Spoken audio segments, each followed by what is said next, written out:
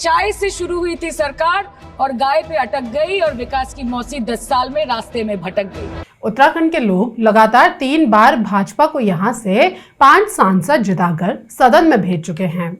लोग आशा करते हैं कि उनके चुने हुए सांसद सदन में उनके मुद्दे उठाकर उनका कुछ समाधान कर पाए, पर अफसोस ऐसा होता नहीं दिखाई दे रहा। उल्टा यहाँ के सांसद हंसी के पात्र बन रहे हैं। उनको ये नहीं पता चल रहा कि बोलना क्या है। वहीं दूसरी ओर ऐसे सांसद भी हैं जो पहली बार सदन पहुंचे हैं और जबरदस्त तैयारी के साथ सदन में अपनी बात रख रहे हैं। उसके विपरीत उत्तराखंड के माननीय सांसद जग हंसाई के पात्र बन रहे हैं। इससे उत्तराखंड के नाम पर भी धब्बा लग रहा है।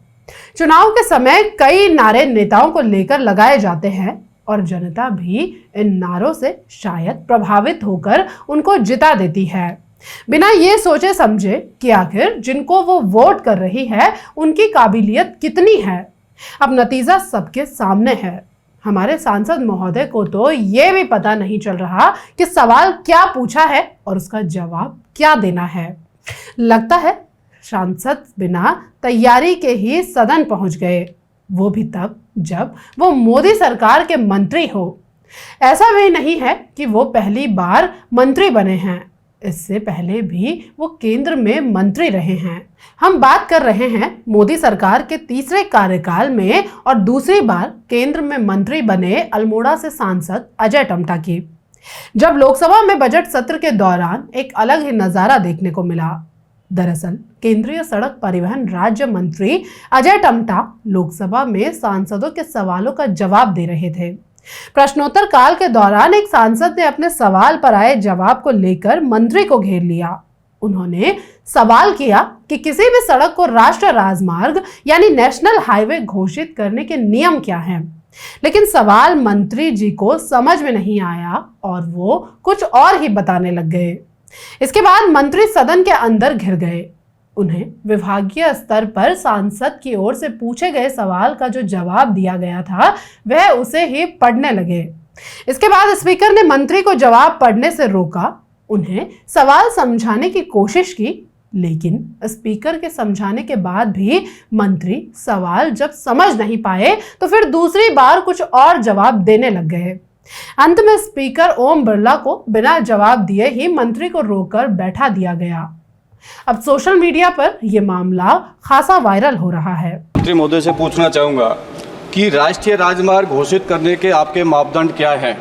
हाँ, तो मेरे संसदीय क्षेत्र के अंदर 3 तीर्थ स्थल है और मुंबई एक्सप्रेस वे से पिनान से लेके महुआ, महुआ से लेके करौली और करौली से कैला देवी आप राष्ट्रीय राजमार्ग घोषित करने का विचार रखते हैं क्या? आप पीडब्ल्यूडी मंत्री रहे हो ना, जानते हो कैसे घोषित होता है। सर मापदंड, इसलिए मापदंड पूछे मैंने। जी महोदय, माननीय अध्यक्ष जी, माननीय अध्यक्ष। हाँ बताएं। कि माननीय सदस्य जी ने महाराष्ट्र से संबंधित प्रश्न पूछा है। महाराष्ट्र से संबंधित नहीं पूछा, अपने उन्होंने पूछा राष्ट्रीय राजमार्ग को घोषित करने की क्या नीति होती है। उन्होंने कुछ क्वेश्चन में ऐसा किया था, मगर उनको मैं राजस्थान के बारे में भी जानकारी। राजस्थान के बारे में नहीं पूछा उन्होंने। नहीं, अपने लोकसभा के बारे में जानकारी ली है। अरे और जो इन्होंने एनएच के बारे में पूछा है, मैं अभी उसका आंसर आपको। प्रश्न उन्होंने ये पूछा है कि राष्ट्रीय राजमार्ग घोषित करने की क्या नीति होती है। महोदय, चूंकि एक मिनट, चूंकि जिस प्रकार से 2014 के अंदर माननीय अध्यक्ष जी लगभग 91,281 मोटर एनएच थे और माननीय प्रधानमंत्री जी के कार्यभार ग्रहण करने के बाद 1,46,126 किलोमीटर एनएच बना है।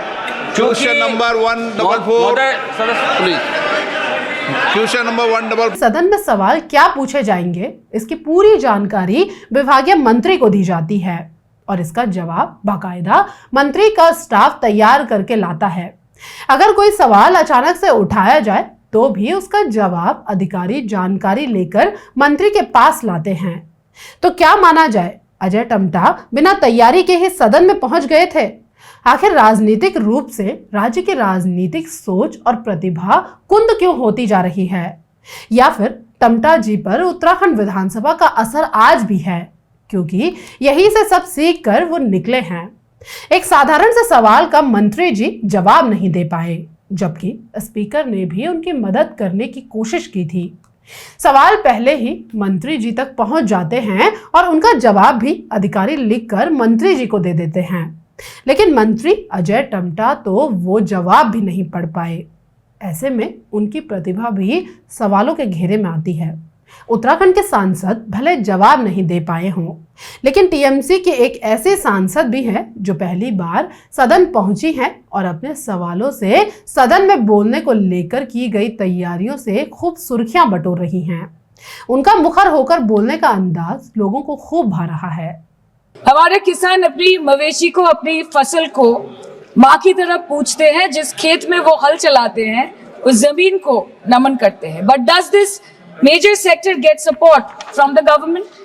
Sir, Indian agriculture supplies around 58% of India's livelihood and is a principal source of income for half of the population, accounting for 17 to 18% of the country's GDP. 70% of India's rural poor depend on livestock and farm animals. But does this sector get what it deserves? इसका जवाब अगर आप देश के किसान से पूछेंगे तो वो आपको यही बात बोलेंगे कि चाय से शुरू हुई थी सरकार और गाय पे अटक गई और विकास की मौसी 10 साल में रास्ते में भटक गई। कुल मिलाकर हाईवे मैन नितिन गडकरी की टीम में शामिल हुए उत्तराखंड के परिवहन राज्य मंत्री अजय टम्टा की सोशल मीडिया पर जमकर किरकिरी हो रही है। लोग लिख रहे हैं कि मंत्री को ही जब खुद जवाब नहीं पता तो भला वो दूसरों को क्या बताते। और फिर अंत में लोकसभा अध्यक्ष ने मंत्री को कहकर बैठा दिया कि पहले तैयारी करके तो संसद आइए। अब इसको लेकर मंत्री अजय टम्टा की खूब फजीहत हो रही है और इसके साथ उत्तराखंड की भी किरकिरी हो रही है।